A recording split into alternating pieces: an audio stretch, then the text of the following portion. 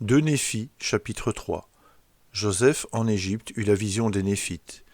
Il prophétisa sur Joseph Smith, le voyant des derniers jours, sur Moïse, qui délivrerait Israël, et sur l'apparition du livre de Mormon, vers -578, -570 avant Jésus-Christ. Et maintenant je te parle, à toi, Joseph, mon dernier-né. Tu es né dans le désert de mes afflictions. Oui, c'est au jour de ma plus grande tristesse que ta mère t'a enfanté. Et puisse le Seigneur te consacrer aussi ce pays, qui est un pays extrêmement précieux pour ton héritage et l'héritage de ta postérité avec tes frères, pour ta sécurité à jamais, si vous gardez les commandements du Saint d'Israël. Et maintenant, Joseph, mon dernier-né, que j'ai fait sortir du désert, de mes afflictions, que le Seigneur te bénisse à jamais, car ta postérité ne sera pas totalement détruite. Car voici tu es le fruit de mes reins, et je suis descendant de Joseph, qui fut emmené captif en Égypte. Et grandes ont été les alliances que le Seigneur a faites avec Joseph. C'est pourquoi, en vérité, Joseph a vu notre temps, et il a obtenu du Seigneur la promesse que, du fruit de ses reins, le Seigneur Dieu susciterait une branche juste à la maison d'Israël. Non pas le Messie, mais une branche qui serait rompue, pour être néanmoins gardée en mémoire dans les alliances du Seigneur, selon laquelle le Messie lui serait manifesté dans les derniers jours, dans l'esprit de puissance, pour la faire passer des ténèbres à la lumière, oui, des ténèbres cachées, et de la captivité à la liberté. Car Joseph a témoigné, en vérité, disant « Le Seigneur mon Dieu suscitera un voyant, qui sera un voyant de choix pour le fruit de mes reins. » Oui, Joseph a dit, en vérité, « Ainsi me dit le Seigneur, je susciterai un voyant de choix, du fruit de tes reins, et il sera tenu en haute estime parmi le fruit de tes reins, et je lui donnerai le commandement d'accomplir pour le fruit de tes reins, ses frères, une œuvre qui aura une grande valeur pour eux, à savoir de les faire parvenir à la connaissance des alliances que j'ai faites avec tes pères. Et je lui donnerai le commandement de ne faire aucune autre œuvre que l'œuvre que je lui commanderai. Et je le rendrai grand à mes yeux, car il fera mon œuvre. Et il sera grand comme Moïse, dont j'ai dit que je te le susciterai pour délivrer mon peuple aux maisons d'Israël. Et je susciterai Moïse pour délivrer ton peuple du pays d'Égypte.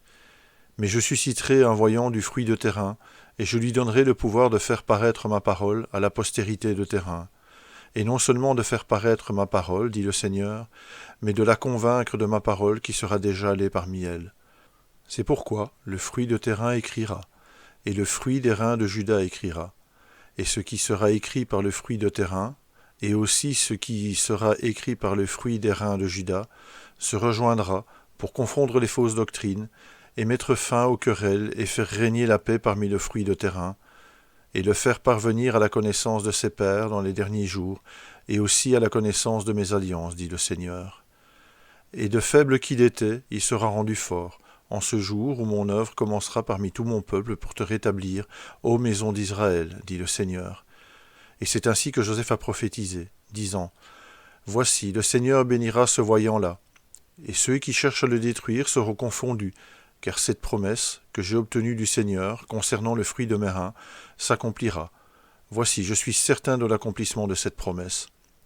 Et il sera appelé du même nom que moi, et ce sera le même nom que celui de son père, et il sera semblable à moi, car ce que le Seigneur fera paraître par sa main, par le pouvoir du Seigneur, amènera mon peuple au salut. » Oui, ainsi a prophétisé Joseph.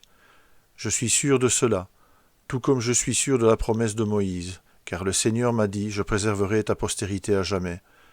Et le Seigneur a dit, je susciterai un Moïse, et je lui donnerai du pouvoir dans une verge, et je lui donnerai du jugement pour écrire. Cependant, je ne lui délierai pas la langue pour qu'il parle beaucoup, car je ne le rendrai pas puissant à parler, mais je lui écrirai ma loi par le doigt de ma propre main, et je lui désignerai un porte-parole. Et le Seigneur me dit aussi, je susciterai un voyant au fruit de tes reins, et je lui désignerai un porte-parole.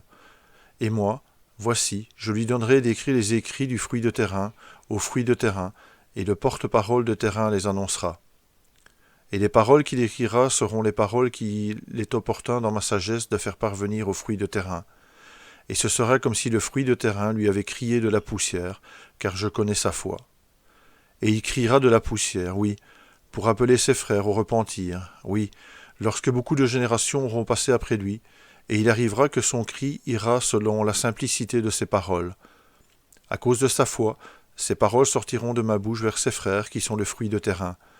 et la faiblesse de ces paroles, je la rendrai forte dans leur foi, pour qu'ils se souviennent de l'alliance que j'ai faite avec tes pères.